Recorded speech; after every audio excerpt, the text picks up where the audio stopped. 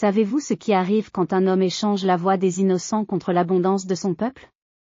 Quam le savait maintenant, alors qu'il serrait contre sa poitrine son fils de 3 jours dont la bouche s'ouvrait en silence, encore et encore, comme un poisson hors de l'eau. Le bébé suffoquait de cris qui ne sortiraient jamais. Autour de lui, dans les cases de Boundiali, cet autre nouveau-né mimait la même agonie muette. Quam, chef du village le plus prospère du nord de la Côte d'Ivoire, celui dont les greniers débordaient alors que les villages voisins mouraient de faim, contemplait le prix de sa cupidité. Mais comment en était-il arrivé là? 3 années plus tôt, Boundiali agonisait sous le poids de la sécheresse. Le fleuve Bandama ne charriait plus qu'un filet de boue brunâtre où même les crocodiles avaient cessé de chasser. Les femmes creusaient la terre rouge jusqu'à s'écorcher les mains, cherchant des racines de manioc rabougri. L'odeur âcre de la poussière imprégnait tous les pagnes, la peau, jusqu'au goût du peu d'eau qu'on buvait. Quam était alors un homme ordinaire, ni chef ni notable. Un cultivateur d'igname aux mains calleuses, père de 2 filles dont les ventres gonflaient de faim plutôt que de nourriture. Mais Quam portait en lui un défaut qui rongeait son âme comme les termites rongent le bois sec, une soif insatiable de grandeur. Il ne pouvait supporter de n'être que Quam parmi les autres. Quand les anciens parlaient sous l'arbre à palabres, il interrompait. Quand on distribuait les maigres rations de mil, il mesurait sa part contre celle des voisins, persuadé qu'on le lésait. Le caméléon qui veut voler finit dans le bec du vautour, murmurait sa femme Awa en le regardant s'agiter. Mais Quam n'écoutait pas. Son regard restait fixé sur le vieux baobab millénaire qui dominait la place du village, cet arbre géant aux racines si profondes qu'elles devaient toucher le monde des esprits. Les anciens disaient qu'un génie y habitait. Un esprit ancien qui accordait des vœux à ceux assez téméraires pour lui parler au moment où les 2 mondes se touchent, cette heure entre chien et loup où le soleil mourant embrase l'horizon de rouge sang. Ce fut lors de la 6e lune de sécheresse que Quam commit l'irréparable. Son fils cadet, âgé de 2 ans à peine, venait de mourir de dysenterie. Awa sanglotait en berçant le petit corps raide. Autour d'eux, 4 autres familles pleuraient leur mort. La colère de Quam explosa alors non pas contre la sécheresse, non pas contre sa propre impuissance, mais contre l'injustice qui faisait de lui un homme ordinaire condamné à regarder les siens mourir.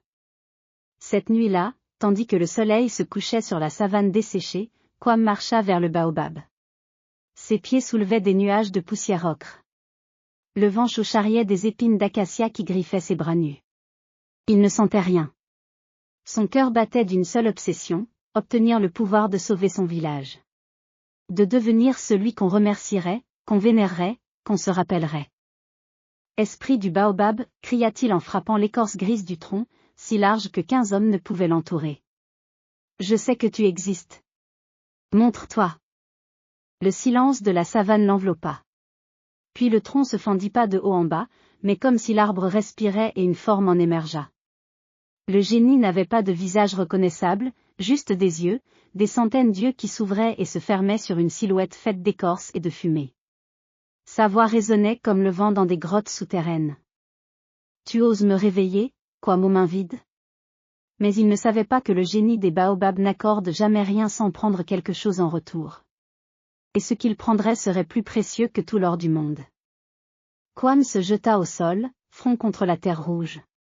Grand esprit, mon village meurt. Nos enfants ne verront pas la prochaine saison des pluies. Je t'en supplie, donne-nous de quoi survivre. Je paierai n'importe quel prix. Le génie tourna autour de lui, ses yeux multiples scrutant l'homme prostré. N'importe quel prix? Les humains prononcent ces mots si facilement. Sais-tu seulement ce que tu offres? Quam releva la tête, le visage durci par la détermination. Son orgueil parlait plus fort que sa prudence. Je le jure sur les ossements de mes ancêtres. Fais prospérer Boundiali et prends ce que tu veux. Le génie se pencha jusqu'à ce que ses yeux innombrables remplissent tout le champ de vision de Quam. Très bien. Boundiali connaîtra l'abondance pendant 3 ans. Vos greniers déborderont, vos troupeaux se multiplieront, vos malades guériront. On fera de toi le chef, car tous penseront que c'est grâce à ta sagesse. Mais en échange, le silence qui suivit pesait comme une pierre sur la poitrine de Quam. En échange, chaque enfant qui naîtra à Boundiali durant ces 3 années sera privé de sa première voix. Ils vivront, mangeront, grandiront. Mais jamais ils ne pousseront leur premier cri. Le son de l'innocence m'appartiendra. Quam hésita une seconde. Une seule. Puis son orgueil l'emporta. Il ne pensait qu'à la gloire, au respect, au pouvoir. J'accepte. Le génie sourit si cette ouverture dans son visage d'écorce pouvait être appelée un sourire. Qu'il en soit ainsi. Ton serment est scellé. Et rappelle-toi, astérisque celui qui emprunte aux esprits rembourse toujours en larmes astérisque point. Le lendemain, le miracle se produisit. Un orage éclata au-dessus de Bundiali, uniquement au-dessus de Bundiali. Les villages voisins regardaient avec stupéfaction ce cylindre de pluie tomber sur la terre de leurs voisins tandis que restait dans la sécheresse. L'eau ruissela pendant 3 jours et 3 nuits. Quand les nuages se dispersèrent, la terre de Bundiali était gorgée d'eau. En une semaine, les pousses vertes perçaient le sol. En un mois, les champs ondulaient d'igname, de mil, de maïs. Les manguiers ployaient sous le poids des fruits. Les calebassiers produisaient des courges si grosses qu'il fallait 2 hommes pour les porter. Comprenez ceci, Quam n'avait rien fait d'autre que marcher jusqu'au baobab. Mais les villageois, voyant l'abondance suivre son retour, décidèrent que les ancêtres l'avaient béni. Ils le nommèrent chef, ignorant que c'était là l'œuvre du génie. Quam accepta les honneurs en souriant, son cœur gonflé de fierté. Voyez-vous, je vous avais dit que j'amènerais la prospérité, proclama-t-il lors de son investiture, le mensonge coulant de sa bouche comme du miel. Il portait désormais un boubou brodé d'or, un bonnet de chef orné de cauris. Les griots chantaient ses louanges. Les femmes s'inclinaient sur son passage. Hawa, elle, observait son mari avec une inquiétude grandissante. Elle connaissait Quam. Elle savait qu'il n'avait aucun pouvoir particulier. Astérisque l'arbre qui pousse trop vite cache des racines pourries astérisque, pensait-elle. Mais elle ne disait rien. 3 mois après le pacte, la femme du forgeron donna naissance à un garçon. Toute la famille attendait le cri qui annonce qu'un enfant est entré dans le monde des vivants. La sage-femme souleva le nouveau-né par les pieds, le frappa doucement entre les omoplates selon la tradition. Rien. Elle recommença, plus fort. Le bébé ouvrit la bouche. Ses petits poumons se gonflèrent. Mais aucun son n'en sortit. Il est muet, cria la sage-femme, terrifiée. Non, pas muet. L'enfant bougeait normalement, suçait le sein de sa mère, réagissait aux voix. Simplement, il ne pouvait pas crier. Ni pleurer. Ni émettre le moindre son. Une semaine plus tard, le même phénomène se répéta chez le berger. Puis chez le tisserand. Puis chez le pêcheur du bandama. Chaque nouveau-né de Bundiali naissait dans un silence surnaturel. Les mères, affolées, secouaient leur bébé, cherchant désespérément à entendre le son qui prouverait que tout allait bien. Mais seul le silence répondait. Écoutez bien ce qui se passa ensuite. Les anciens se réunirent sous l'arbre à palabres. Ils interrogèrent les devins, sacrifièrent des poulets blancs, consultèrent les cauris. Tous pointaient vers la même direction, le baobab millénaire. Et vers l'homme qui s'y était rendu seul la nuit où tout avait changé. Quam, appela le plus ancien, sa voix tremblante. Que as-tu fait au baobab? Quam se leva, le visage impassible. Son orgueil ne lui permettait pas d'avouer. Rien qui ne soit pour le bien du village. Regardez autour de vous. Nous vivons dans l'abondance pendant que nos voisins meurent de faim. Quelques enfants silencieux, est-ce un si grand prix? Le silence qui suivit sa déclaration était plus lourd que la pierre de meule. Les regards des villageois se durcirent. Mais personne n'osa le contredire. Astérisque la bouche qui a goûté le miel ne crache pas sur l'abeille astérisque, même si elle pique. Hawa tomba enceinte au début de la 2e année. Son ventre s'arrondissait tandis que Bundiali continuait de prospérer. Les caravanes venaient de loin pour acheter le surplus de récolte. Quam construisit une grande case au toit de tôle, symbole de sa richesse. Il prenait maintenant ses repas seul, servi par 3 jeunes filles, refusant de manger avec sa femme comme auparavant. Mais la nuit, Hawa l'entendait se retourner dans son lit, marmonner dans son sommeil. Elle voyait la sueur perler sur son front. Elle savait que les cauchemars le visitaient. Pourtant, son orgueil l'empêchait d'avouer son tourment. Quam, lui dit-elle un soir, sa main posée sur son ventre gonflé, notre enfant naîtra bientôt. Dis-moi la vérité. Que as-tu promis au génie? Kwam détourna les yeux. Rien qui nous coûtera plus que ce que nous avons gagné. Tu mens. La voix d'Awa était ferme malgré les larmes qui brillaient dans ses yeux. Je porte notre enfant depuis cette lune. Et chaque nuit, je rêve qu'il ouvre la bouche mais qu'aucun cri n'en sort. Dis-moi que je me trompe. Kwam se leva brusquement et sortit de la case. Il marcha jusqu'au baobab, ce gardien silencieux de son secret. La lune éclairait faiblement l'écorce grise. Kwam frappa du poing contre le tronc. Libère mon enfant de ce pacte. Prends autre chose. Le génie n'apparut pas. Seul le vent lui répondit, portant un murmure qui ressemblait à un rire. Un serment est un serment, Kwam le menteur. Le prix a été fixé. Astérisque celui qui plante des épines ne récolte pas des roses astérisque point. Mais personne n'avait prévu ce qui allait se passer lors de l'accouchement d'Awa. Ce qui allait faire basculer Kwam de l'orgueil à l'horreur absolue. L'accouchement commença au crépuscule, cette heure maudite où Kwam avait scellé son pacte. Awa transpirait sur la natte de paille, entourée de 3 sages-femmes. Kwam marchait dehors de long en large, écoutant les gémissements étouffés qui filtraient à travers les murs de Banco. Puis ce fut le silence. Un silence si profond qu'il engloutissait tous les autres sons. Même les grillons s'étaient tus. Même le vent ne soufflait plus. La sage-femme sortit, tenant le nouveau-né emmailloté. Son visage était cendreux. C'est un garçon, dit-elle d'une voix blanche. Mais... Kwam arracha presque l'enfant de ses bras. Son fils. Son héritier. Le bébé le regardait de ses yeux noirs immenses, si vivant, si présent. Kwam le souleva vers le ciel en signe de gratitude, attendant le cri qui confirmerait que son fils était en bonne santé. Rien. La petite bouche s'ouvrait, se fermait. Les poumons se gonflaient, se dégonflaient. Mais aucun son ne sortait. Le silence du nouveau-né était assourdissant dans la nuit africaine habituellement remplie de bruit de vie. Kwam tomba à genoux, serrant son fils contre sa poitrine. Il sentit le petit cœur battre régulièrement contre le sien. L'enfant était vivant, en parfaite santé apparemment. Mais muet. Condamné à un silence éternel par l'avidité de son propre père. Non, gémit Kwam.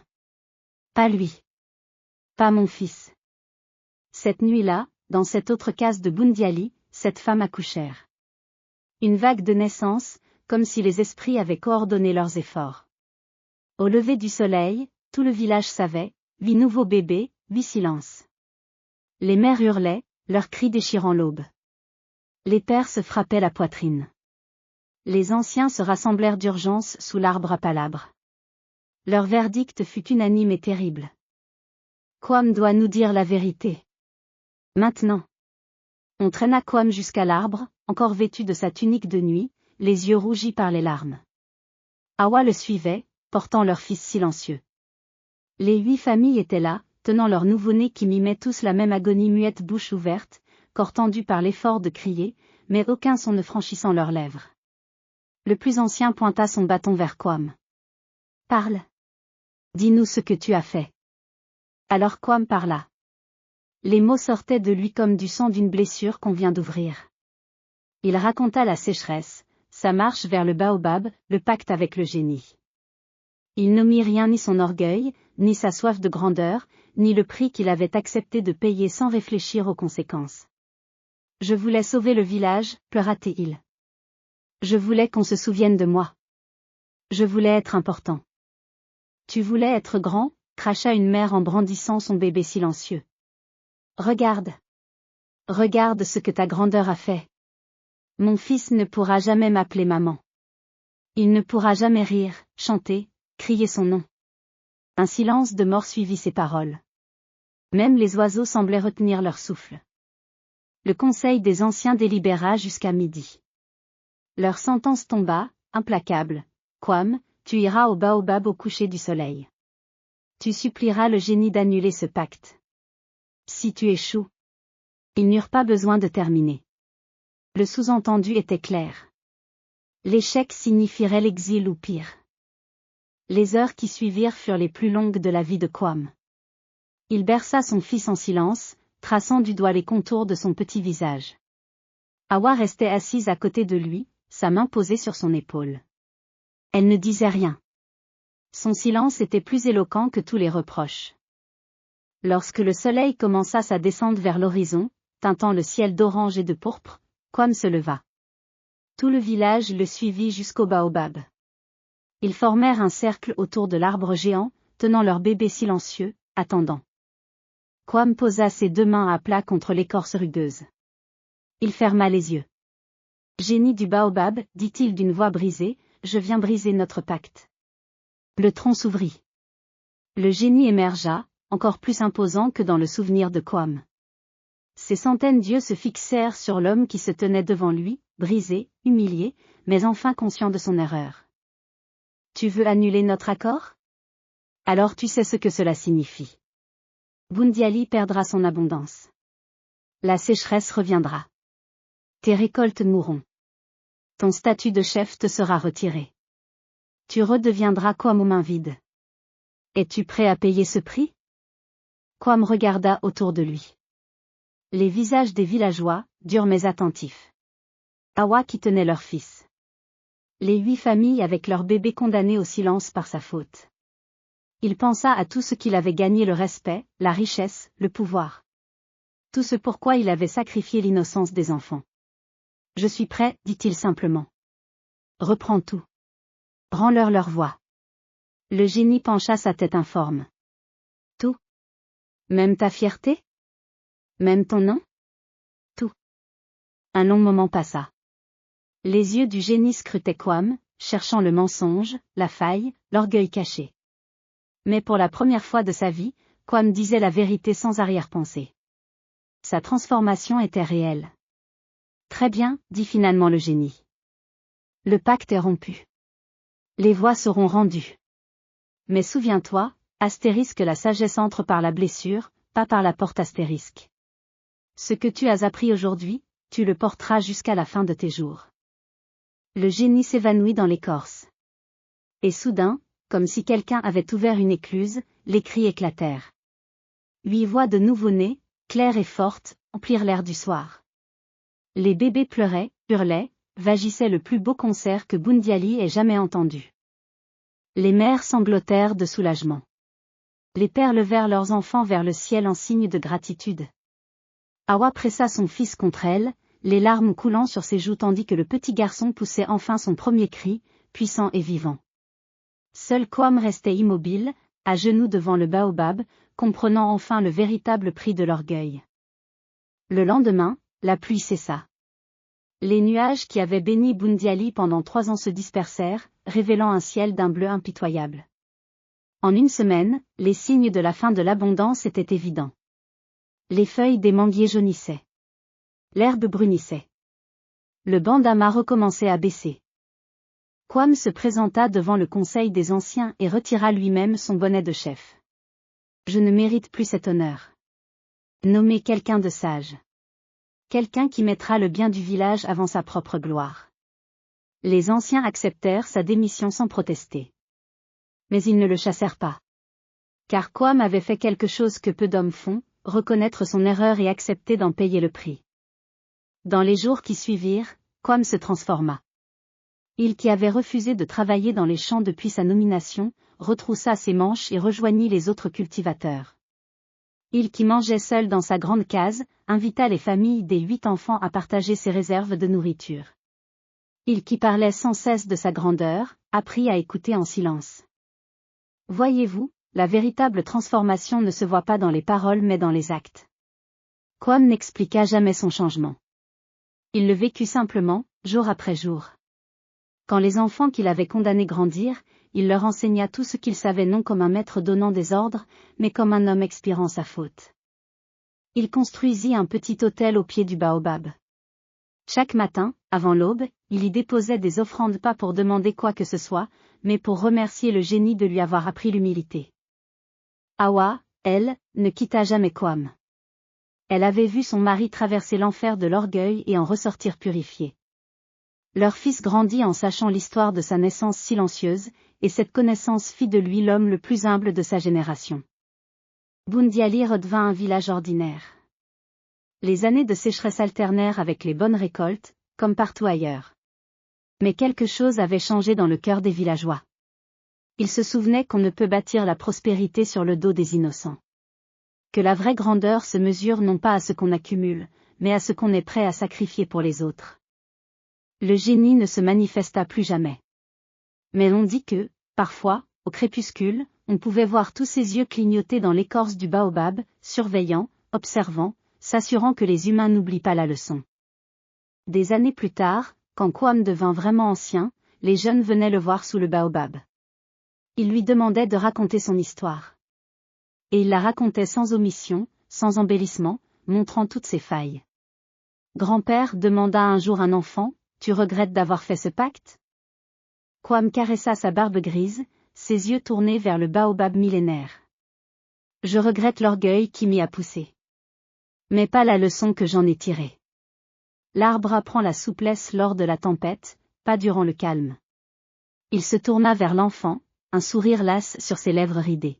« Souviens-toi de ceci, celui qui poursuit la grandeur finit seul au sommet d'une montagne, tandis que celui qui cultive l'humilité se retrouve entouré dans la vallée. La termitière ne s'élève pas en un jour, mais grain par grain. Et le baobab ne pousse grand qu'en nourrissant d'abord ses racines profondes. » Les ancêtres soufflèrent leur bénédiction à travers les branches du vieil arbre. Le vent charriait l'odeur de la terre après la pluie, promesse de récolte future gagnée honnêtement. Et dans le village de Boundiali, on pouvait encore entendre les rires des 8 enfants qui avaient connu le silence, maintenant adultes, leur voix plus précieuse que tout l'or du monde car elles avaient été perdues puis retrouvées. Kwam mourut à l'ombre du baobab, un homme pauvre en bien mais riche en sagesse, prouvant que parfois, la plus grande victoire est d'accepter sa défaite et d'en faire une leçon pour ceux qui viendront après.